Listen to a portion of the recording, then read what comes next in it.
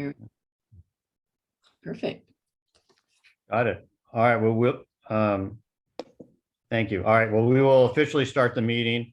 Everybody should have got a notice that the meeting is being recorded, but I'll just repeat that so that everybody has full and complete disclosure that our meeting is being recorded via Zoom. So everything you're saying can and will be used against you. So be careful what you say. And at the end of the meeting, we will be posting it on our YouTube channel and all that, so that other people that couldn't attend will be able to see it. So with that, we are ready to move forward. And I'm going to start by doing a roll call to ensure that we have a quorum. So I will start. I know that Margaret is not here. She told me she couldn't come. I am here. Corla? Present. Okay, Mandy is sick, so she is not here. I do not see Don yet. I don't see Robert yet. Angela? Here. Nicole? Here. Tina? Here. All right, talk to Matt. He's got a work project. I don't think he's going to be here. Joe? I'm here. Sam? I'm here. And I believe that Paul Webb is gone, but we'll be back in July, so I don't think he's coming. And Javier, you're here? Here. And Brad? Yes. See how important you are, Brad? We got to help to get us a quorum here. Did Mandy There we go. solicit anyone to do some minutes, Fred? Do we have a volunteer? Not me. Okay. I mean, we do have the recording, but they need to be Maybe Angela. She's always good at that. I Tina. am terrible at typing. Tina's good at it though.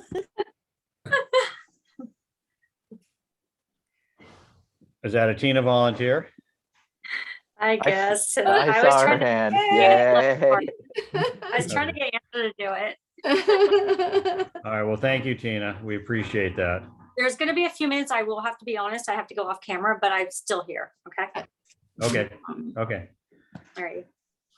All right, and then we put on the agenda each time now that, you know, I won't say, but at least one of the board members that's not coming tonight has COVID, and one of my associates has COVID, and my niece has COVID, and so everybody that I know has COVID. So I think there's still plenty of COVID out there. So I think it's justified to continue to meet via Zoom. So can I have a motion to meet that is necessary for us to meet via Zoom?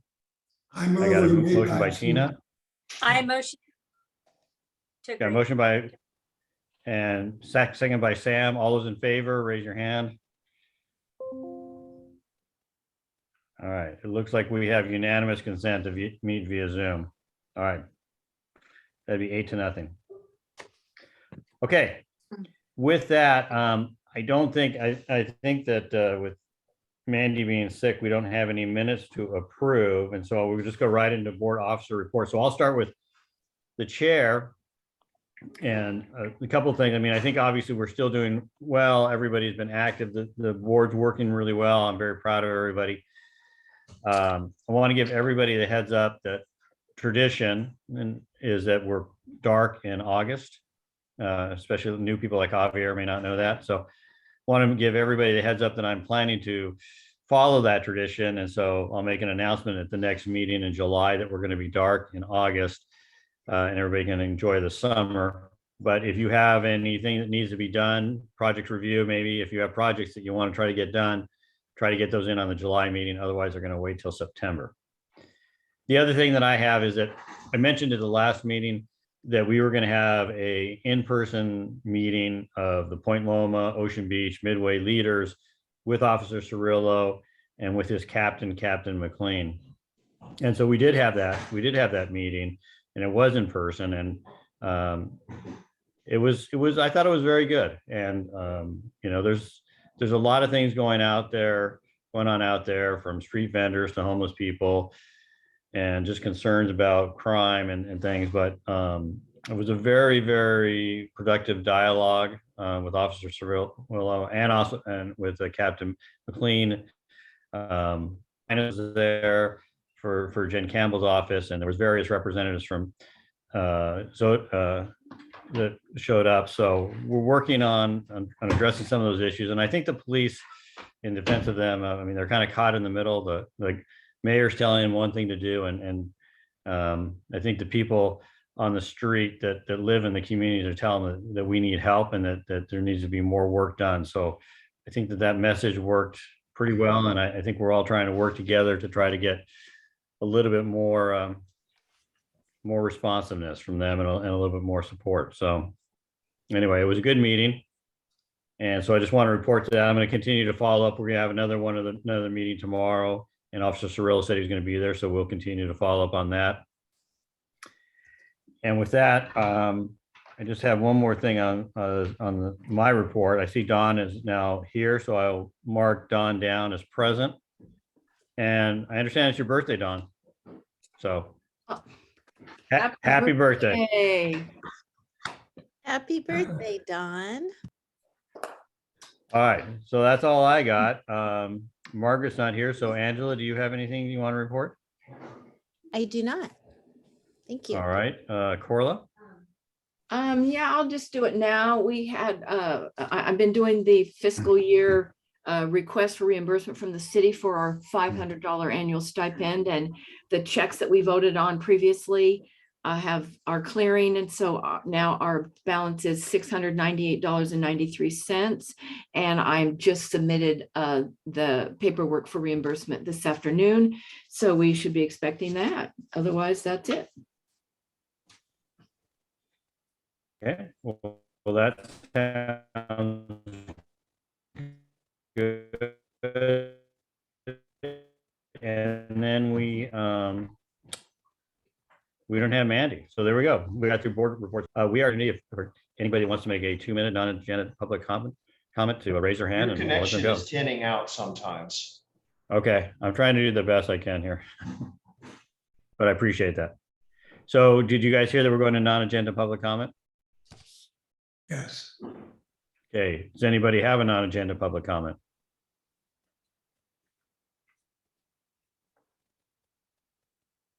I don't see any, okay. All right, well then we'll go to government reports then. And it looks like we got a good turnout on government reports. Linus, I saw you at the meeting with Officer Cirillo, so we'll let you go first today if you want. Sure, I'll go first. Hey everybody, and happy birthday, Dawn. So there's just going to be a couple of things that I want to give a report on tonight.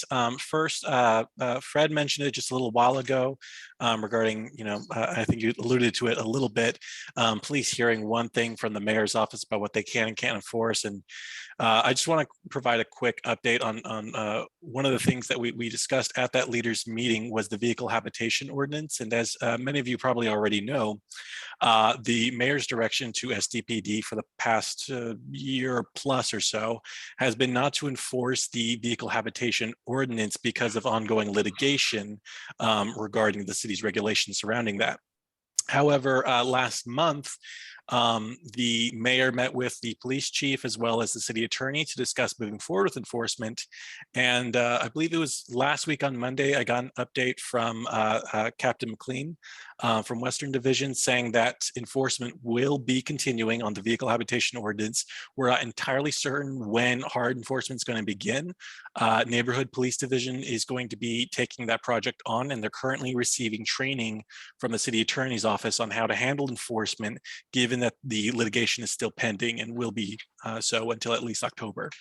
But once I have that information as to when hard enforcement will begin again, I'm going to let Fred know, as well as all the other leaders in the peninsula and all the other community groups I work with, because I know it's very important to all of us. But the other things I'm going to talk about in my report are just as, again, you may know, just this last Monday, the City Council did approve the budget for fiscal year 2023. And at the last meeting I went to, I spoke about a lot of the changes there, or a lot of the implementations in that budget that we're really happy to see. But I wanted to touch on a few last minute additions that were made to the budget that I didn't necessarily get to mention last time. So the first thing, it's a really big item. The city council allocated $3.6 million to establish a pilot program for a housing stability fund, which is going to provide shallow subsidies of up to $500 for seniors, families with children, people with disabilities, and transitional age youth who are at risk of falling into homelessness. The purpose of this budget allocation really is, of course, to prevent homelessness before it occurs, by providing this really small but meaningful amount of financial assistance. Another thing that was added to the budget sort of last minute was 3 additional graffiti abatement teams to reduce response times for requests for graffiti abatement. And this is actually pretty significant. That's almost double the amount of graffiti abatement teams we currently have at the city. So I think we'll start to see when graffiti does pop up, it should go away a lot faster than it has in the past. And also another thing I want to mention is part of the May revise, the mayor released. We are going to be seeing an additional 12 positions established within the personnel department to assist the city departments with hiring new staff. Because as many of you know, filling vacant positions is one of the biggest barriers, if not the biggest barriers that the city currently faces when it comes to lagging response times for service requests. So whether that be for fixing a street light or getting a permit processed or a pothole repaired, vacancy rates across city departments has just been a real hindrance to us. And then the last thing I suppose would just be, I guess just a nice little update. We did get to keep the street vendors ordinance and code enforcement officers, as well as the short-term vacation rental code enforcement officers. So none of the staffing was reduced after we got through the budget. All those positions are still there. And so once those ordinances do go into full effect, we are very hopeful and we expect that those problems will be significantly diminished. So that's the end of my report, unless there are any questions. Angela, go ahead. Hi, Linus. Thank you for your report. I'm just curious, what is the litigation that involves the vehicle enforcement? So with matters of litigation, very little information is given out to us because pending litigation. So I'm not entirely certain what the details of the case are. I just know that it's going to conclude sometime in or around October. I'll interject. I think it's a disability claim. I think some disabled people living in RVs, I think it's something to do with disability. Yeah. Thank you, Corlin. All right.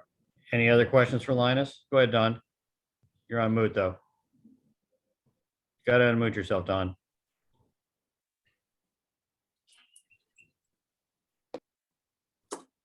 Yes, Linus. The extra HR positions, will that lead to a shortening in the time it takes to make a decision on filling a slot? My understanding is that it may take so long that people just give up and find employment elsewhere. To clarify, it's personnel department, not HR. I know it's confusing, but the intention of this is, yes, to shorten the amount of time it takes to fill a vacant position, because you're absolutely right. The big challenge that the city faces currently is that, to fill these positions, it can sometimes take months. And by the time we actually process an applicant to hire them on, a lot of times they'll actually have taken another job. So yes, we're hoping that the addition of these personnel department positions will quicken the amount of time it takes for an applicant to get processed and hired onto the city. Thank you. Any other questions for Linus?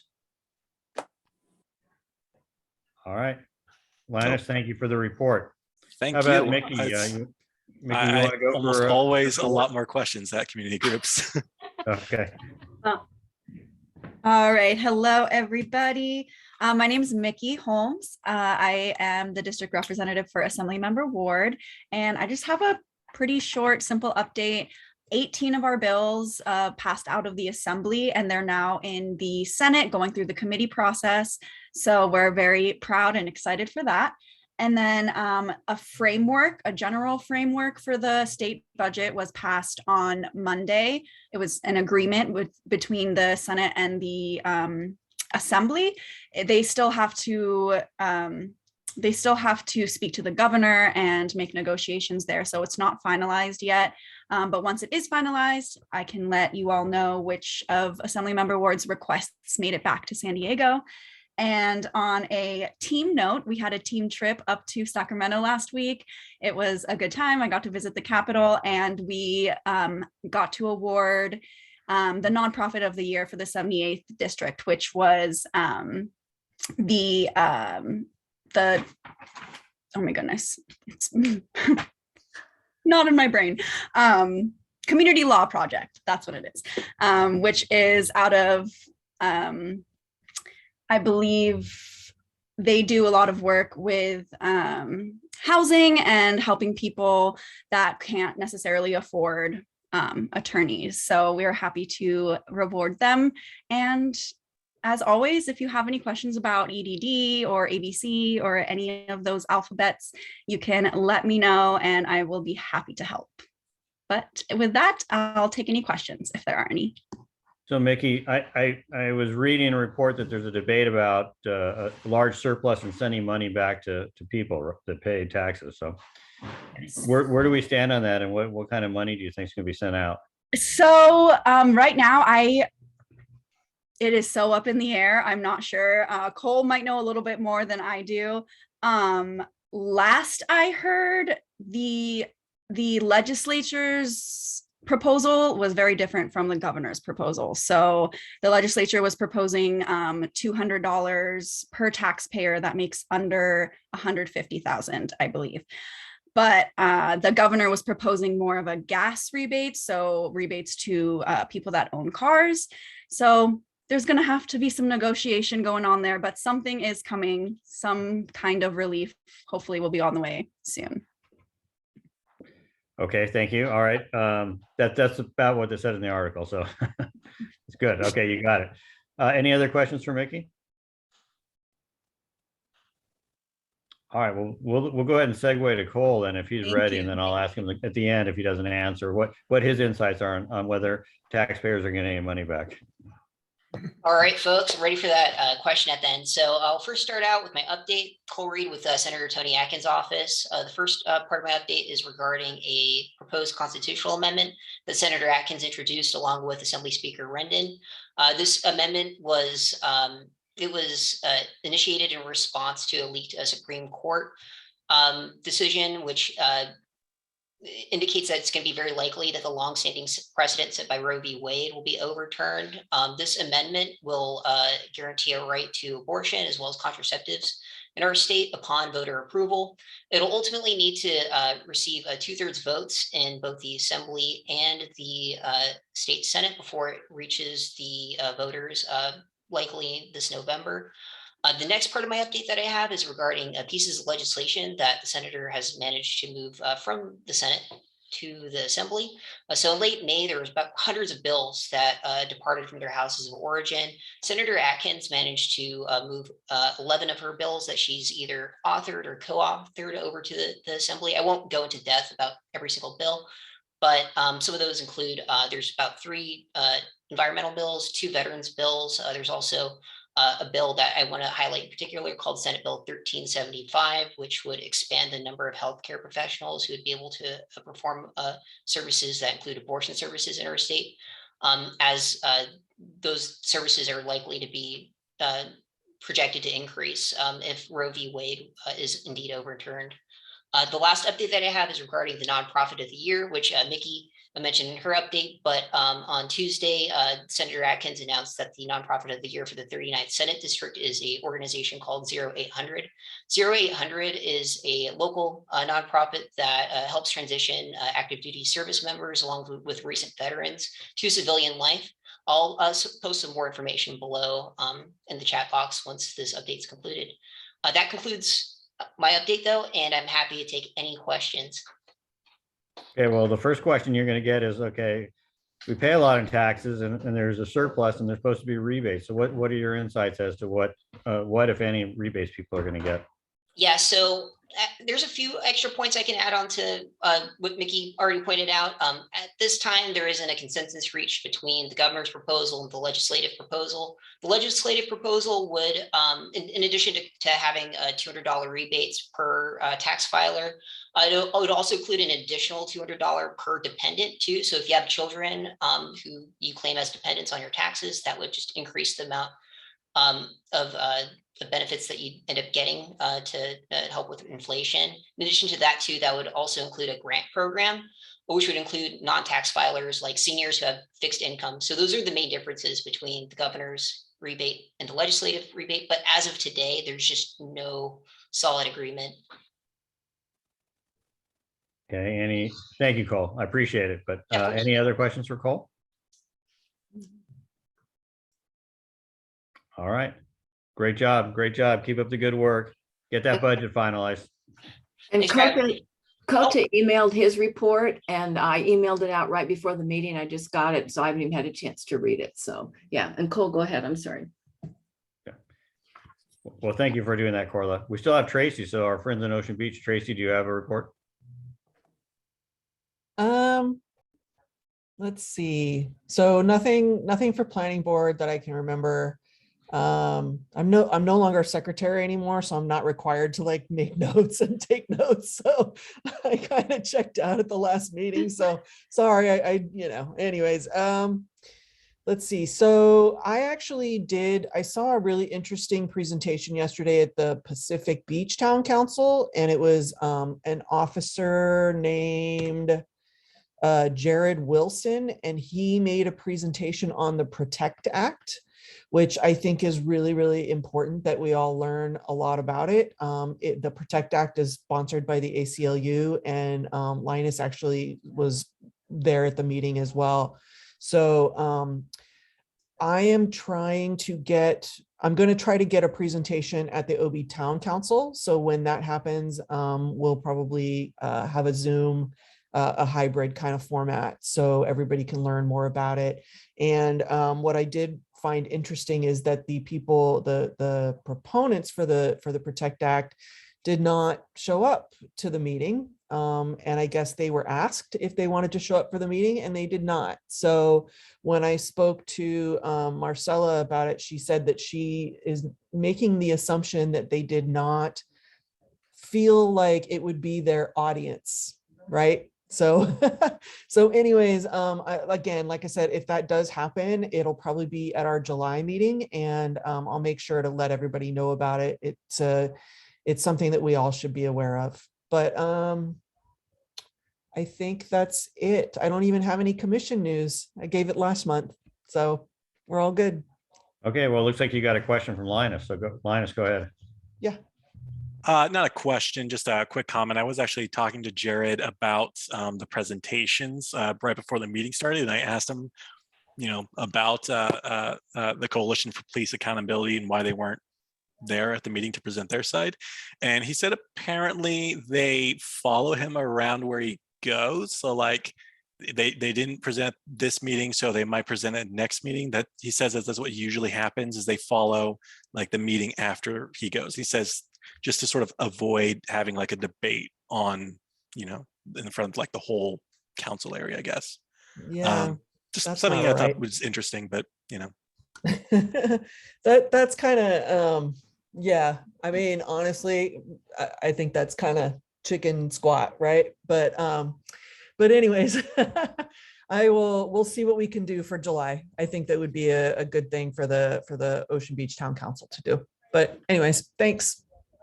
All right, well, thank you, Tracy. Any other questions for Tracy? All right, well, we're going to move right into a project review then, and we just have one project this time, 1039 Alexandria. So I'm going to turn it over to you, Joe. Thank you, Fred. Thanks, everyone. We only have one project this time. We've actually had several more postponements, and we had one project that we pushed forward a month so that they could clarify some things. It does look like, as a bit of a forewarning, a lot of people are trying to get on the July agenda, so it might be a busy meeting because of the fact that we are dark in August. Anyway, this first project is project number 696235. It's a pretty straightforward coastal development permit in an existing single-family residence where they're not doing any work. But the work is in the back where there's an existing garage, which they're converting into a 561 square foot ADU. And they're also converting an existing almost two-car carport into a two-car garage. It's a small 0.16 acre site, as so many are. And it's in the RS1-7 zone, as so many of these ADU conversions are. The applicant is with us. I see her on the screen. Her name is Kat Coleman. We had a very good, long conversation about this ADU. It's single story. It's not problematic for height or FAR, but the existing structure impinges in some setbacks, and it's on a fairly narrow alley. So there are some complexities with the ingress and egress. It is angled, but we voted 5-0 to 1 to approve it. And Javier, you abstained. I don't think I see you on tonight. And now the core, oh yeah, there you are, Javier. Do you recall why your abstention was? I think you maybe just wanted more information. Yeah, I had a little concern about the garage being in the setback. So, Right. so the only question I really have is if the carport was not there, would the garage be able to encroach into the setback? So I tried to look into the code and I couldn't, but I think they could encroach, but I couldn't find exactly how much is allowed.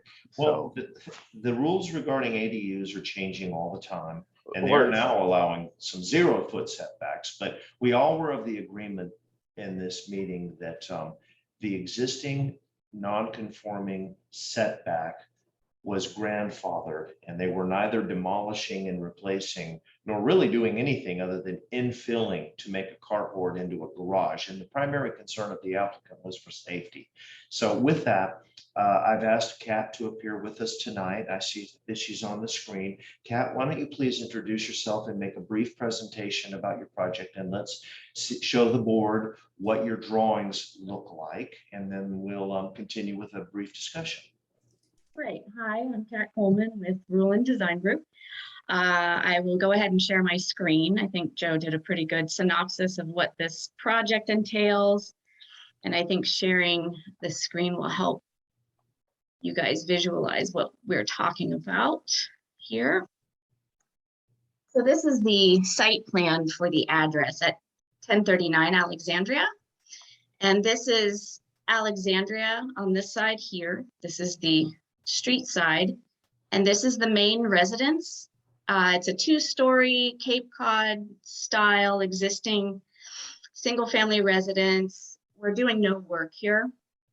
The work is going to be in the back over here off the alley side. This is the footprint here of an existing 1-car garage. It's very small, so they technically don't really use it as a 1-car garage. It's about 227 square feet in this footprint right here. So they would like to convert this space, an addition of about 337 square feet, into their backyard for a 1-bedroom, 1-bath, 561 square foot ADU total. So that would be at this portion of the property. And down here is an existing, as Joe said, it's almost a full-size 2-car garage. It's a little narrower than 20 feet in this direction. And basically they want to enclose it so that it's safer, and they want to have their tenant be able to park in this space here, along with the possibility of them actually being able to park as well. As of now, they're not using it. It's mostly storage. And I have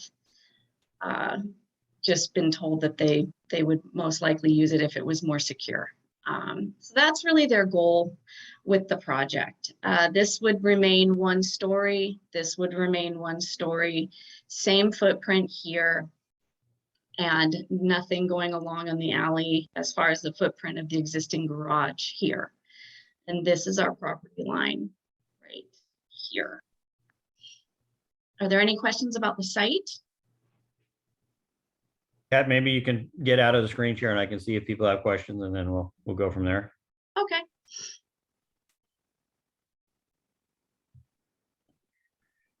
And Robert, I saw that you arrived, so I marked you down as in attendance, so you'll be here for that. So does anybody have any questions for Kat or for Joe regarding this project?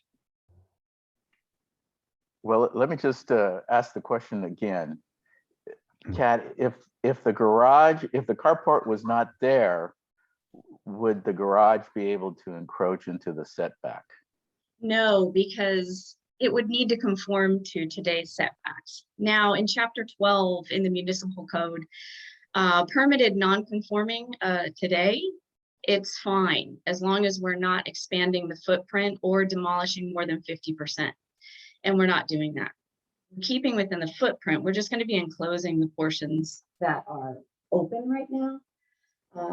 There are some 4x4 posts, etc., some structural supports, and they've done some lattice work in between. So it's kind of not, it's still open, but they're trying to get themselves some privacy, and they just would like to actually enclose it, drywall it, get it up to code, basically have a functioning garage.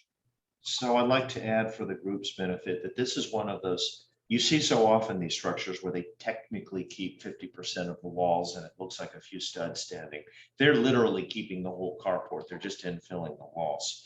And I asked the question specifically, and it was answered by Kat, that they did verify that there were proper permits pulled on file for this structure, because that was one of our first questions. You know, we were concerned that it was fine, it's existing non-conforming, but is it permitted existing non-conforming? And the answer to that is yes. Right, and if you want, I can share my screen again if we need to see the visual of how much is encroaching in that southern portion of the setback, if you'd like. It's not too much, and we're not proposing any expansion of it. How about if you just show us that real quick, Kat, since Sure, because I know it's confusing here. So this is the portion we're talking about right here, if you can see it. So it's this corner right here that is permitted but non-conforming into the setback. So just that little triangle. Right. We're limited by the dotted line. Yeah, this is the setback here. Okay. And this is the property line. So I'll just say, in my estimation, so whatever that is, 5% of the building or something like that, some small percentage. Right. Okay. And a tiny bit right. But what was interesting, everyone on the board, about this is that the alley is narrow. It's, I think, 15 feet wide. But by virtue of the fact that the previously built carport and garage were angled, it actually is maneuverable. One of the problems that we see with a lot of these ADU conversions is that they have substandard alleys and perpendicular parking. So you have to make like a 12-point turn to get into or out of your garage, which means that you actually don't use your garage. They intend to, according to Kat, utilize this garage itself. Right. And yeah, we had a survey done for this property, and from this point to the fence across the alley, I don't know exactly where the property line is, but to the fence across from here to here is 26 feet 8 inches. And from here to the fence line here was about 21 feet. So there's pretty good clearance. Okay, why don't we get out of the screen share and see if anybody else has questions? Well, I'd like you to show the elevations really quickly. Oh, sure. Okay, let's do Show that. that it's got a nice small scale. So this is the floor plan here. This is the existing carport turning into a garage, same footprint, just new walls surrounding. A door for the tenant to access their unit and a door for the current owners to access their house. They intend to have a fence and a little deck for the ADU for some privacy. So that is pretty much the layout here. We have the bedroom and the bathroom, which is the addition into their backyard. And then this is the existing footprint of the one-car garage for the living and the small kitchen and a banquet eating area. And then these are the proposed elevations. And the existing main residence has a Cape Cod feel to it. So the clients desired to have a cottage Cape Cod sort of aspect to mirror what's happening in the front house. So this is the view here in the west elevation. This is if you were standing in their backyard to try to orient you. There's a little bit of an angle on the building.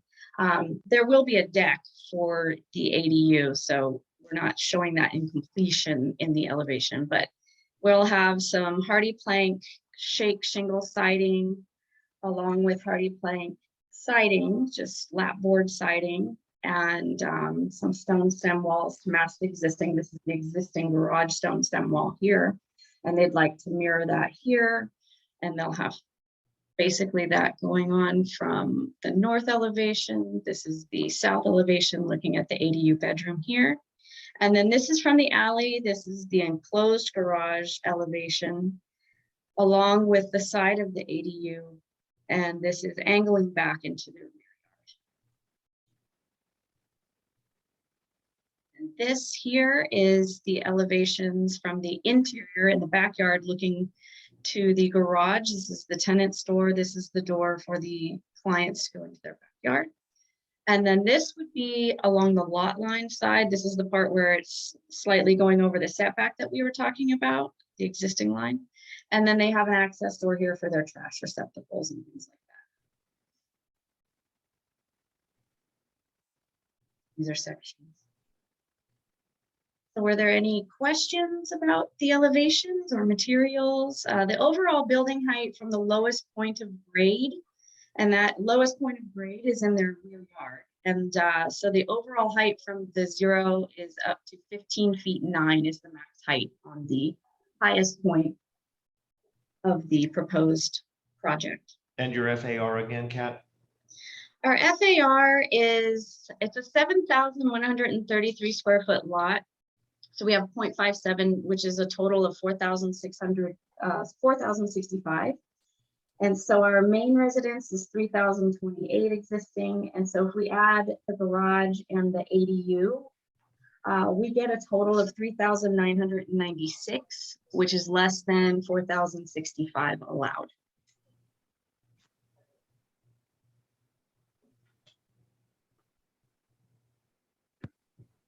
Okay, I think we can exit the screen share now. Okay. All right, do we have any other questions or a motion? Sam? Yeah, Fred, I was also had concern as Javier did, but once I was informed that the setback issue was going to be just a remodel and not basically a demolition, I believe that settles that issue, and we can't do anything about the encroachment on the over the lot line. And I'm really prepared to support it, and I'll make a motion to approve this project 696235. I got a motion from Sam, and I think is that a second by Tina? Yes. Okay. Do we have any further discussion? Yeah, I'm satisfied with the explanation, so I'm good. And I think it's a really cute ADU. Agreed. It's interesting. It's a very nice alley, and it's paved with asphalt up to the ADU. And I asked the applicant if they were willing or planned to continue the pavement, and that's up to them. We have no control over it, but it's a very nice little pocket alley, and there's a lot of nice houses along it. And a lot of ADUs. It'll be it's built out, let's put it that way. All right, well, we have, I'm just going to do a roll call just to make sure that we have everybody on record. So I will go down, and we will start with Corla. Approve. Don. No. Robert. Approve. Angela. Approve. Nicole. Yes. Tina. Yes. Joe. Yes. Sam. Yes. Javier. Yes. Brad. Yes. Okay. 1, 2, 3, 4, 5, 6, 7, It passes, Cat, 9-1. Congratulations. Thanks so much, guys. Appreciate it. Thank you, Kat. Have a good evening. Thanks, you too. And you can drop off if or stay on. Okay. Now, we're not kicking you out. I know. I gotta go feed my kids. It's okay. Have a good night, guys. I appreciate it. Thanks for your Okay. feedback. Bye. All right, Joe, we'll look forward to a big July from you. I'm afraid it's going to be that way. Forewarned. Yeah, I'm looking forward to that 4414 Bermuda project. It's going to be interesting. Yeah. Yeah, people are kind of begging to be on July right now. So Yeah, well, I can imagine people are anxious, right? I get those emails that I forward to you that people are anxious and as soon as I tell them we're dark, they go, "Wait, what?" yeah, good. All right, well, great job, all of you on project review. All right, so we'll move on to informational items, and so we just have a couple. Corla, can you give us an update on CPC? Sure. CPC had a special meeting on Tuesday night and they have written a letter I circulated. I don't remember. I'm just back from Hawaii, but I know I circulated it. I just don't know when. A letter of opposition to the changes proposed to 624 and then the new terms and conditions. And their main sticking points on this letter is they really don't want us as planning groups having to pay fees for an appeal. They feel that we're not abusing it, which there's only been one in the time I've been involved with the board. We've only filed one appeal and it's prohibitive. I don't know exactly. It's like $1,000 or, it's prohibitive and we can't raise funds, blah, blah, blah. So there's numerous reasons for that, which I support. And they are also opposing the majority a 2-year break in service. So most of us have not had any trouble getting members on our boards. We've always had 12 to 15 applicants. This year we had 5, 1 was disqualified. And other planning groups are reporting the same type of problem getting members. So we don't really like that 2-year break in service. If somebody, is termed out, let them have a year. So those were the basic points in the letter. It was discussed at length and because that was what the meeting was about. And it passed. There were 2 no votes and 1 abstention. Golden Hill voted no, Claremont voted no, and Old Town abstained because they were confused. So that letter passed and I did support that. I think those are important things. And the reason for the urgency was the meeting, the subcommittee met, and then they presented the letter at a special meeting Tuesday, which the meeting it needed to be at was today. So they're just not giving us much time to report on things. And so we will have, moving on from that subject, we will have our next meeting Tuesday. And last month, I was out last month, I was in Hawaii, but they voted for chair and it was a tie. So we will be re-voting for chair of CPC, and Andrea Schlageter from our own Ocean Beach is running for chair, and Barry Schultz, I'm not sure if he's PB or I don't remember where he's from, but he's good as well. So there'll be a vote on seeing who's chair so that we can proceed and move forward with operations. So that's all I have for CPC report. All right, well, I'll just say, Corla, I appreciate it and I appreciate you giving us a heads up on that letter that came out, and it seemed that it's definitely in our interest to support that letter. So appreciate you doing that. And at least from my position as chair, I've worked closely with Andrea on lots of issues and we have a really good relationship with Ocean Beach. So I would, I'll let you vote your conscience, but I'd be in favor of voting for Andrea for chair.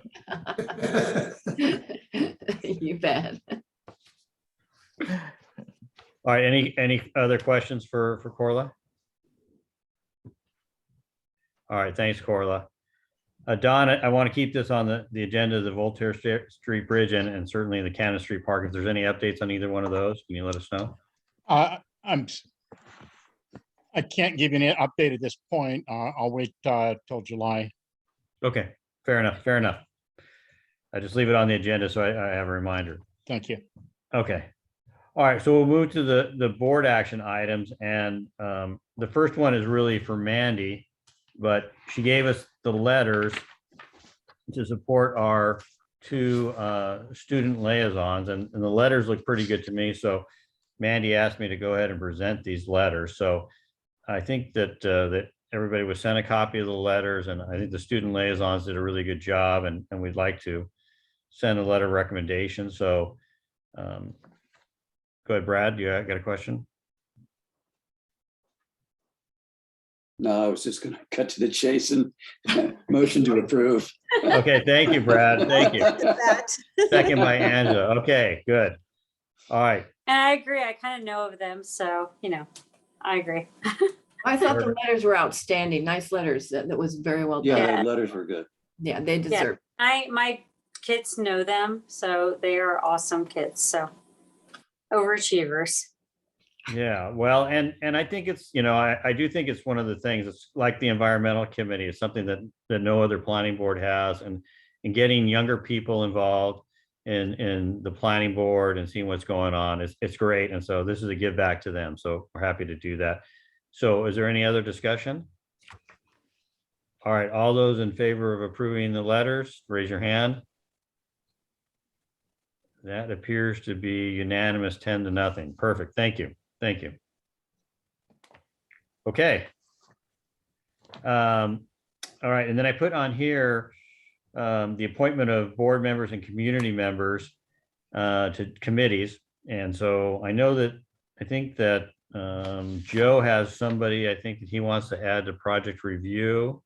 And then I don't know if there's any other committees that need to add anybody. So Joe, do you need to add somebody? No, we just had a conversation, and Corla can fill you in about this, about adding Eric Law to the project review committee. And he has a great resume, and we discussed it. We weren't sure procedurally how to address that. So it was brought to your attention to bring that topic up tonight. Okay, so do you want to add Eric as a public member to project review? I believe so. Well, we all met Eric at the last meeting. He does seem like a strong candidate. So do you want to make a motion to add him to the project review as a public member? Sure. Corla, does anyone else want to make a motion? Oh, you can do it. I just don't want to fill out a motion slip right now. I'll make a motion to And add. I don't Eric really Law know to him. I don't know what to vote. So I'll make a motion. I'll second. Okay, so we got a motion to add Eric Law to the project review as a public member. Motion by Angela, second by Javier. Is there any discussion? Okay, all those in favor? Raise your hand. And Utina, that appears to be unanimous, so that'll be a 10-0. And I just, while we're on committees, I know Mandy was going to present people. I don't know if you have that, Fred, but Mark just wanted to reiterate that and make sure that it was on record that he is a member of project review and that it's documented on the website. So after we get all the committee members, we can update the website. But as of now, he just was worried and wanted to be sure he was on. And I said, yes, he was. Okay, good. Yeah, no, Mandy didn't give me any names on that, so I don't think we'll be able to do that. So are there, I know there was an issue with Brad, so Brad, I don't know, we were talking about whether, because you're brand new, whether to add you to any committees. Have you had any discussions, or are there any committees that we need to talk about adding you to? Not at this time. Okay, well, we're really glad to have you back, and yeah, Thanks. so we'll get keep that open. So are there any other committees that need to add any public members or anything? Okay, this is going good. This is going good. Okay, so we are down then to committee reports. So are there any committees that want to make a report? All right, then Well, I'm going to make well, mine. I'll start then. I'm going to start on behalf of the airport. There's a couple of things that I need to tell you. I've sent information and Margaret sent information. So you all know that Terminal 1 is being rebuilt, and the parking situation there is a disaster. So I drove home from work down Harbor Drive around 4:30 today, and it looked like, Christmas time there, right? There was a big traffic jam trying to get in and out of Terminal 1. So be careful and tell your friends and family to be careful getting in and out of Terminal 1. The second one is that my involvement in ANAC. We've been working hard to adjust the zoo departure route. And for people that are not immediately familiar with the zoo departure route, that's the route when planes fly out and then they turn south and then they fly back over towards Point Loma. And what we want them to do is to fly farther out over the ocean and fly farther south so they don't fly back over Point Loma. So I've worked for 5 years with the FAA, and the FAA has approved and will implement on July 14th. So 3 weeks from now, an official change to the zoo departure route so that planes, when they take off, will fly approximately 2 miles farther out over the ocean, and then they will turn south and then have a better chance of following the zoo route and not flying back over the wooded area in Point Loma. So I consider that a small victory. That's great. Excellent. Yeah. Good news. Yeah, and then after that, at the end of the meeting, the airport people that don't like me, who implemented term limits for ANAC, reminded everybody that they're going to get notices if their terms are up and they're going to get kicked off. So pretty sure they're out to get me, but so Paul Webb is not here, but Paul Webb may be getting promoted to our ANAC representative when I get that notice. So that's my airport update. All right, Javier, I saw your hand. Yeah, since Matt's not here, I thought I'd just give a little report on the long range planning. It's just unfortunate we weren't able to get a quorum together to get a draft letter out for the supplemental EIR that removes the 30-foot height limit at Midway. But in the big picture, there's still an opportunity for the committee to weigh in. The final EIR, which needs certification at council, that may be a September timeframe or something like that, or October. There is an opportunity for the committee to weigh in and address the supplemental EIR. So I'll work with Matt and see what we can do to get some sort of letter prepared for that certification. I I appreciate that. And on long-term planning, I guess I'm just to throw this out and maybe people know more, but I thought I read an article yesterday or today in the paper that said that the state passed some new law that tries to preempt local law to allow building above the 30-foot height limit. I don't know if anybody else saw that article, but it seems like a concern, and I see Cole might still be here. So if Cole's here, that'd be a question to him. But you know, what's going on the state level to try to override our local 30-foot height limit? Yeah, I'm not personally familiar with that, but I can email you back and look more into that. Okay, I'd appreciate that. I appreciate sure that. So I just raised that as a thought to you, Javier, because long range planning is going to have to deal with that, and if the state, at least in the article, and that's why I like those legal issues, there's a preemption issue, right? Just state law preempt local law, and so if they pass a state law that says you can build housing above 30 feet, then can the local municipality stop it? And it seems to indicate that it would be an uphill battle for us. So yeah, I did get a glimpse of that article, and it is interesting. I imagine there'll be some lawsuits following it. I don't know. So I think there's a test project coming out in PB. Was that the one? Right. I think that's where it was at. Yeah. Yeah. I think that was it. And then the article said that potentially could be expanded to areas such as the Midway district, which is of interest to us in particular. Yeah, and I do want to thank Paul Webb and Sam, everybody that participated in preparing the letter. I thought they did a great job. So anyways. Hard work. It's appreciated. A lot of hard work. Thanks. Sam, go ahead. Yeah, out of that subcommittee meeting, there was one issue that came up about quorum. And I could not find, and I don't think anybody could say anything. When you have a committee with, let's say, 4 members, 2 are present, do we actually, does that constitute a quorum, or do we have to have 2 plus 1? I think you have to have 2 + 1 to have a quorum.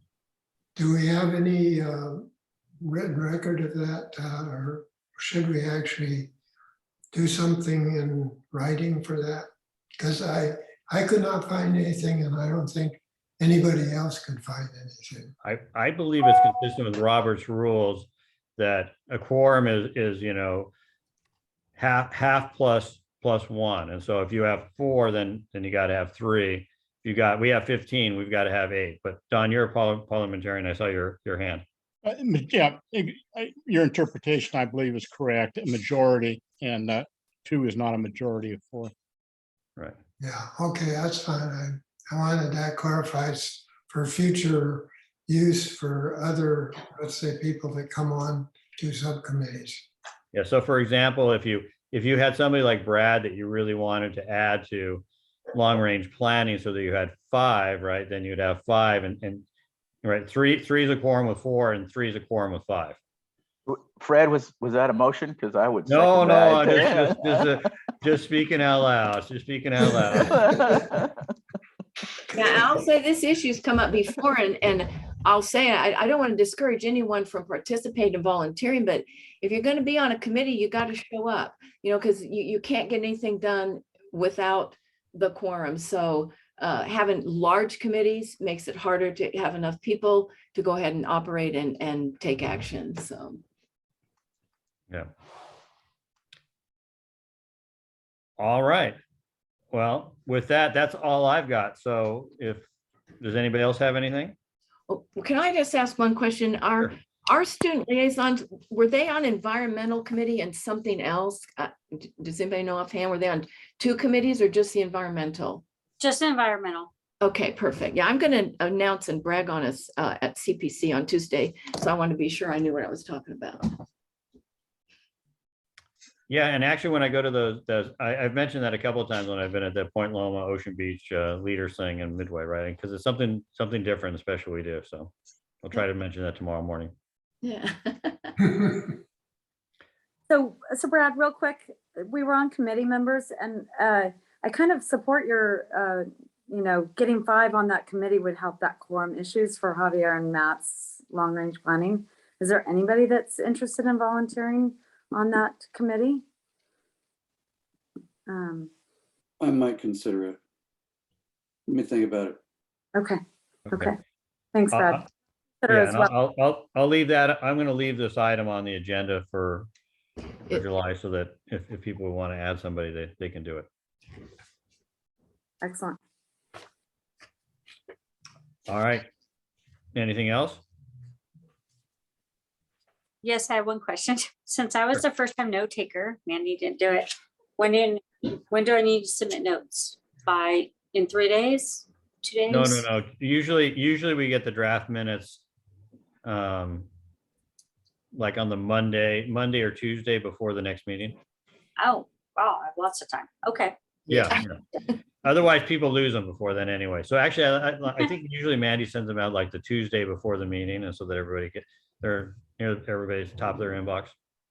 All right, I'll do it within the week, because otherwise I'll forget. Okay, thank you. Well, you always have the recording too, if you need to go back, and I think it's record time on the meeting. So the easy one, Tina, you got away easy. Yeah. I was trying to take notes all day. Tina. Yeah, but if you wanted to do them right away, then you could send them out and then send them out again. And you guys can amend it, please. Yeah. Okay. Thank you. All right. Thank you, Tina. Right. Anybody else? All right. Well, great meeting. Thank you. It's good to see everybody. And I will look forward to seeing everybody in July. Thanks, Stay safe. everyone. Bye-bye. Everyone, thank you. Thank you.